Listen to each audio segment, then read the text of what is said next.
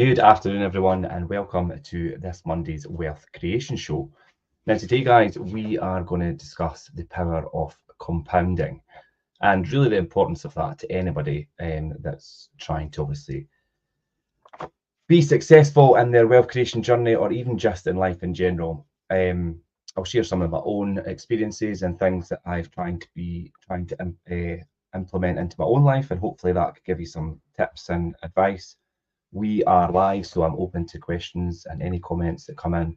I'll do my best to respond to them. If not, if it's a rerun or whatever, I'll come back to you guys as best I can.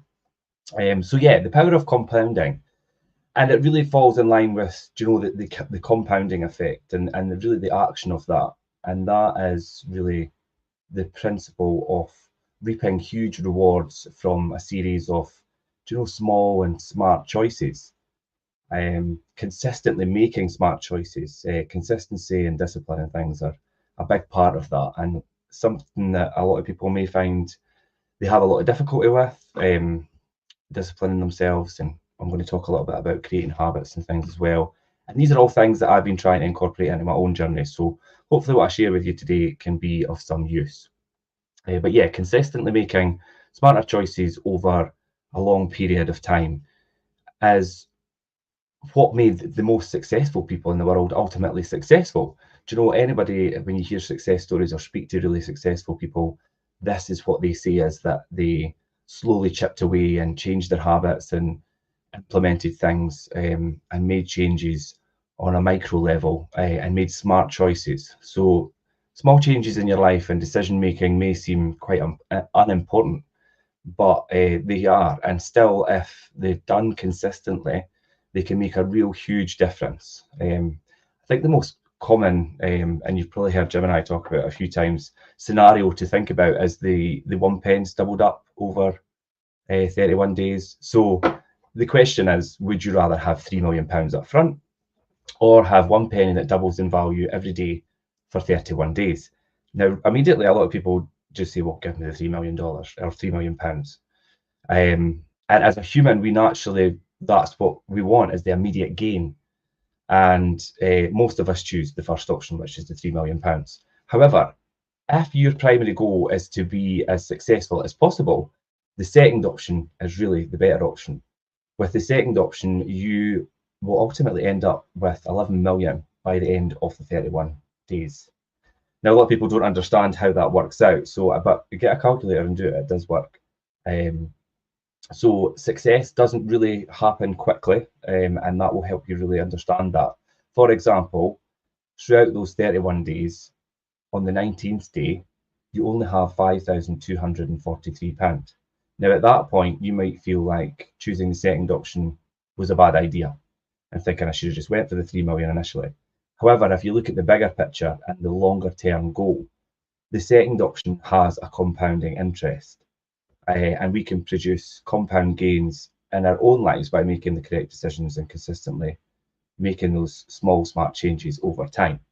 And to note, for the benefit of compounding and its fantastic benefits, we have to be really patient, and that's what I was like about, obviously, delayed gratification and things as well. Compounding is impacting us every day, so we must use it to our benefit. So yeah, like the one pence doubled up each day thing. You, like you say, you're 19 days in, you've only got so much. I think it's just under 5,500. You would have went for the first option or feeling like that. But if you ride it out to the end of the 31 days, you end up with a great deal more, as I say, 1,100. So yeah, implementing the compounding effect into your daily life is something that is really important. But a lot of people might think, okay, so how do I start doing this? And how do I actually take responsibility and changing things in your own life? And as I say, I was going to share some of my own habits and things that I've changed in my own journey, which hopefully might help some of you today. But what I've found is to start tracking the small decisions you make on a daily basis. Now, I'm going to talk about habit stacking a bit, because I've been reading James Clear's book I had read on Atomic Habits, and habit stacking's in there. And it's like, you don't realize that you already have a lot of habits that you've stacked into your daily life. You know, getting up and making your bed, brushing your teeth. You know, making your coffee. Do you know all these things that you do, a daily ritual that you've just incorporated into your life subconsciously? That's what you do. Well, they're habits, and you could stack things alongside that to help you start incorporating, you know, more positive things. So that's habit stacking. But I mean, that's a whole show in itself. But yeah, start tracking those small decisions and that you make on a daily basis. Do you know? Do you want to be more productive? Track how many hours you're working each day, how many hours you sit on your phone. That's a big one for me that I've looked at, because I mean, I spend a lot of time on my phone for work, which is a different thing. But sitting on social media in my spare time, you know, we'll do the doom scrolling and through reels and things, and it could take up a really big portion of your day, which could be a lot more productive, even if you were using that time to say read a book, which is something that I've also incorporated a lot more than I did previously. And to start with, you maybe don't see the benefit, but I'm a great believer that, and obviously my peers have advised me that you will see the benefit of that in the long run. So you just need to stick with it, and that's what I was obviously saying about having faith and sticking with it. And how long it takes you to maybe even, do you know, how long do you stand in the shower in the morning? How long do you stand and make decisions on small things? Do you know all this time that you could free up to do other things by maybe just making quicker decisions or taking a quicker shower? Or do you know, it might really sound quite minuscule and quite small, but that's the whole point. It's all these small changes which you make a change to give you more time, make a positive impact on your life. And then it helps you towards obviously your higher goal, whatever that may be, and keep you on track. So if you're thinking about that and you're thinking you're too busy and you've not got enough time, and you know, there's always room to make time. So start with these things, start with the small things, and the sooner you implement these changes, then the faster it'll become to create habits or better habits, and the sooner they'll become apparent that you could reap the rewards from there. And then you will think, like, how do I do that then? Do you know, how do I identify these things that are already habits, and how do I stack onto them, and how do I implement that on a daily basis? And what if I miss it one day? Do you know, if you miss it one day, you'll start again the next then. So yeah, how do you start doing that? And it's like, identify the area of your life that you really want to change. I mean, we've all got something in our life that we want to change. So really step back and identify what that is. Identify the parts of that area that you are not taking responsibility for, and you feel like you need to maybe then make changes to that for the better. So yeah, and as I say, like from my own experience as well, start tracking at least one of your behavior related responses to that area of your life, and that really brings us quite deep into habits. Now, I'm not going to do lots about habit stacking. I did do a show previously about the book Atomic Habits, so I did do a show about that. And part of that, there's quite a lot in the book, but habit stacking was one of them. But creating more habits, or new habits, should I say, it does take time. It's not something that happens overnight. You have to really be patient with yourself. If you fall off the wagon, then brush yourself off and don't beat yourself up, and start again the next day. Been there, done that, and I'll probably be there again. So it happens to everybody. There isn't really a problem with that. We all stumble. Just go again and try another strategy. If you're doing something that maybe doesn't work quite right, then just try and do something slightly different and reinforce your commitment and your consistency to that. And when you press on, you'll receive huge payoffs and you'll feel a lot better about yourself as well. Your habits are likely formed quite unconsciously, the ones that you already have, and they maybe aren't guiding you towards your ultimate goals.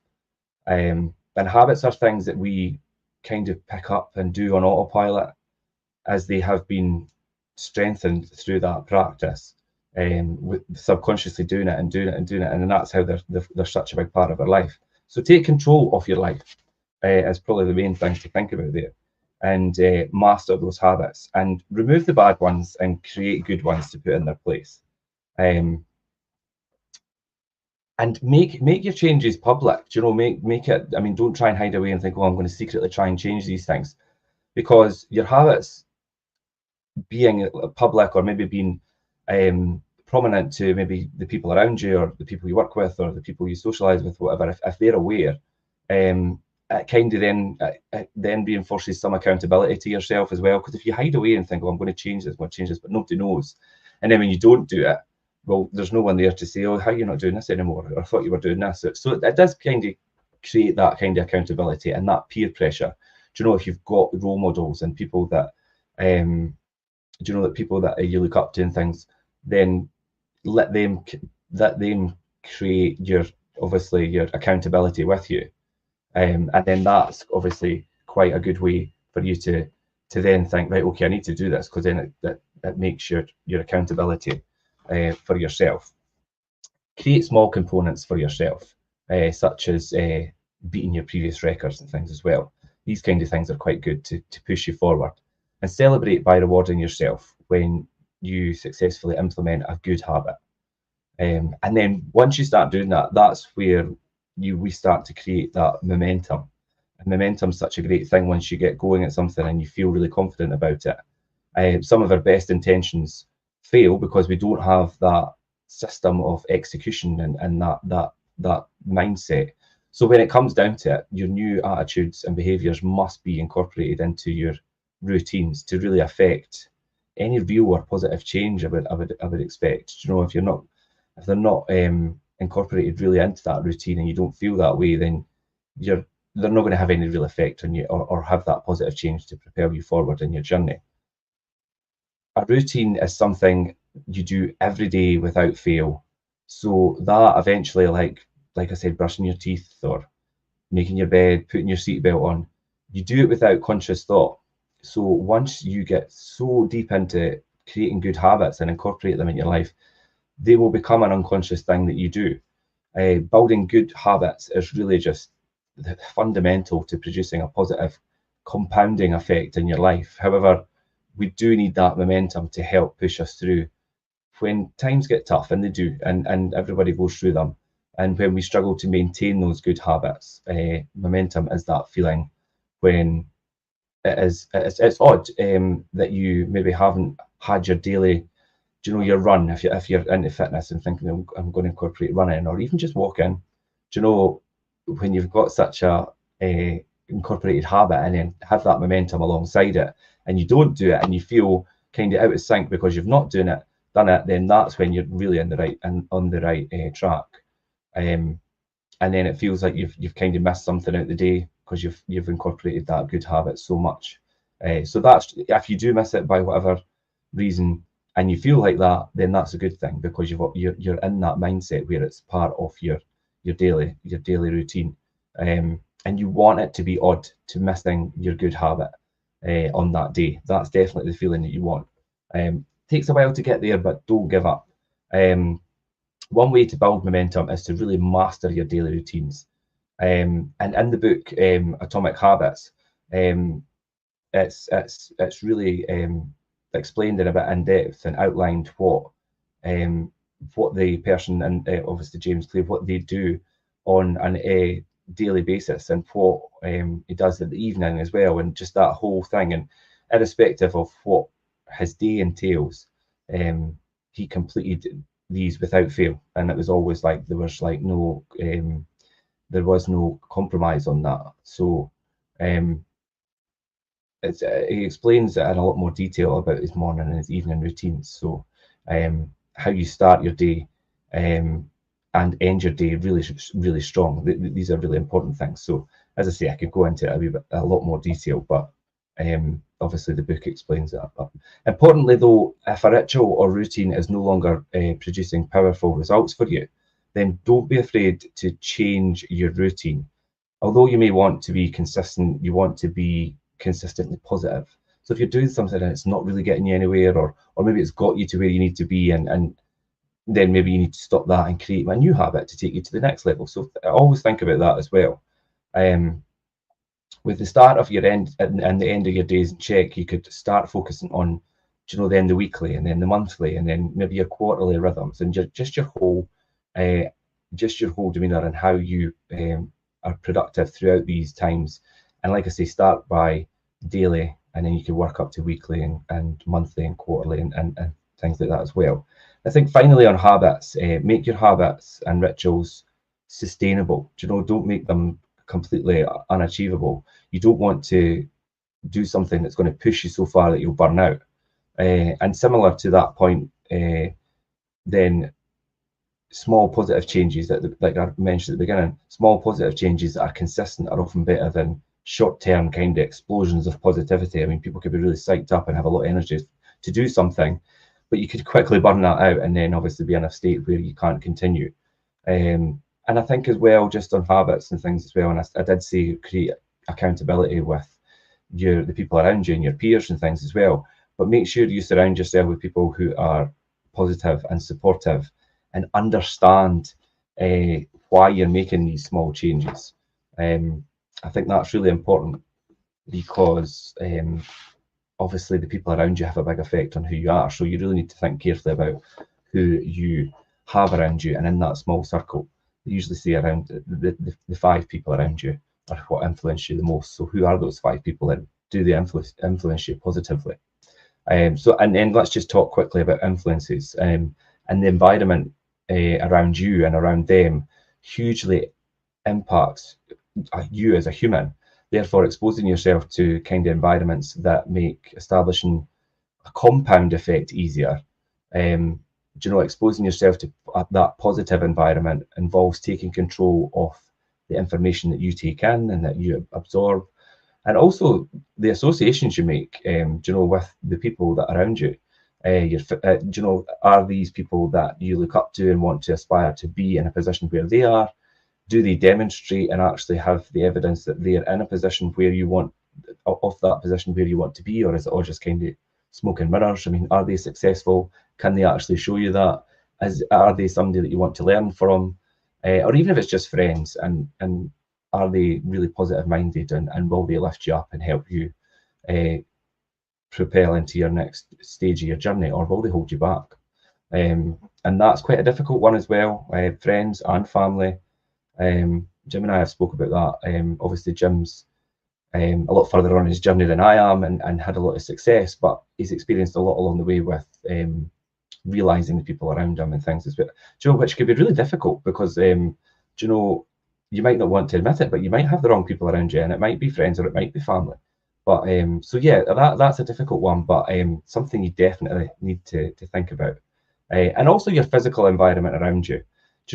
Where you live and how you live, and it could all have a great impact on your mindset and how you feel and think about things as well, which could really hold you back or really help you move forward. I did say about your environment and how you absorb like that environment and that information, and I'm going to talk just quickly about taking control of information. The human brain is an information processing machine. We know that. Ensuring that obviously information going into your mind is far better than just taking in a lot of what isn't relevant to what you're doing. Guard against the garbage. I've wrote down here actually when I was putting my notes together. Try and avoid the news and the media for the most part. Obviously, we do watch the news and we do need the media. We don't need it, but we do watch it for information. There's a lot of bad media out there, and there's a lot of scaremongering, and there's a lot of false news as well. So be careful what information you take in. And I think, join maybe networking groups or online forums or things that are relevant to what you want to learn about, and in a good way. Or whether it's podcasts or even listening to me today. I don't know whether that's whether it falls in line with what you're doing, but hopefully I'm running through a few things that might help you think about your own journey and how you could obviously approach the success of your own mindset and your own self in your journey. And then that kind of brings me to, I was finally going to talk about really accelerating yourself within your own journey. And we could really multiply our results by always giving just that little bit more energy or thought to our efforts than maybe what we usually do. Approaching obstacles as opportunities rather than always looking at the negative side. I think COVID and lockdown was a big one for for me, and I know for a lot of us and my staff and things as well, you know, we were held back. We couldn't work in offices and things. But then we looked at it as a real opportunity to branch out into different ways of marketing, and hence one of the reasons I'm sitting here on this show talking today on our social media platforms, because we really embrace social media. So, you know, from a really negative thing, you created opportunity, and that's the way to look at things as well. And these are the times when real growth happens, and the times when it's easy to make good choices consistently, where we just maybe warm up to things and the obstacles that are in front of us, but really run with it and create that great opportunity. I mean, consider that most people have similar obstacles in front of them that as you do in your journey. Do you know, some people come up against things and why me? How am I having to deal with it? Do you know, there's a lot of people done it before you, and there'll be a lot of people after you as well. But the people before you, try and find them and learn from them. And then, but that's the point when most people give up, when they reach that point and feel like maybe it's going to be a lot of effort to get past this, or they can't see the opportunities through the negative. And the reason very few are highly successful is that very few can overcome these obstacles, and that's the thing that holds them back. And remember that considerable success is there for you on the other side of any obstacle like that. And if you could become somebody who could really overcome life's obstacles and grab that as an opportunity, then you've got a pretty good chance of being successful in what you're doing, as well as being one of the only ones who can overcome obstacles. Become someone who thinks and behaves outside the box. And I felt I picked up this on a training we were doing the other day, and it was from Tom Panos. Actually, he's a very successful person, and he was doing a talk, and he actually says, you know, you need to push yourself to become comfortable with being uncomfortable. And I thought, God, that makes total sense. And I was talking to one of my staff and the other day, and she was talking about being speaking to a room of people and networking and things, and I thought that she was quite good at it. But she says, no, I'm totally nervous doing that. Do you know, I really am. I said, well, you don't show it. I would never have thought that until you told me. So that just shows but you're pushing yourself. You were doing that. You're speaking to all these people. You don't look uncomfortable. You maybe feel uncomfortable inside. And then I thought that, and then we went back to the Tom Panos thing, and I said, you look, it's pushing yourself to be comfortable with being uncomfortable. I was like, so you do that, and you do it, and you don't look uncomfortable, but you are inside. Do you know? So just always remember, people don't know you are, and I think that was kind of refreshing, because it made her feel, and made me realize as well. Do you know, people don't know how you feel inside. As long as you don't completely show it outside, just try and be you and push on. So yeah, pushing yourself outside your comfort zone is a big thing for progressing yourself through in your own success. And if you could get comfortable with being that uncomfortable way and just think and associate it with your progression, that's another way you could really push yourself forward. You want to be different than the average person. You want to be that maybe a little bit extraordinary person. All these successful people in the world are that little bit extraordinary and different from the average person. And if you're not prepared to push yourself outside that box and be outside your comfort zone, then that's when you're going to have a problem with being quite successful.